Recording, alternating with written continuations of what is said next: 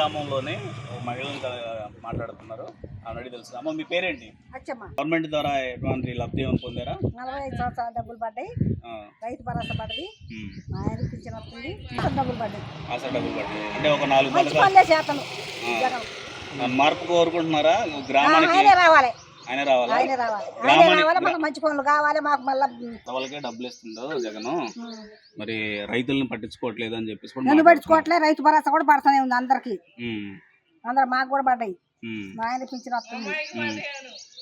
40 ఏళ్ళ పడ్డాయి. 18 పడ్డాయి. మొత్తం మీ మంచిగా 4 పథకాలు అయితే వస్తున్నాయి. మీ గ్రామానికి ఏమైనా కావాలని కోరుకుంటున్నారా? ఏముంది, డ్వాక్రా గ్రూప్ లోన్ తీసేయాలి. మరి రైతు కూడా మాఫీ చేయాలి. కరెంట్ బిల్లు తీసేయాలి. అంటే మొత్తాన్ని తీసేయాలా కరెంట్ బిల్లు? దాన్ని బట్టి సగం అంటే రేటు తగ్గించాలైనా మీ ఉద్దేశం? కరెంట్ బిల్లు బాగా పడుతుంది. వాడుతున్నారా ఏసీలు? మామూలుగా ఫ్యాన్లు ఉన్నాయి అంతే.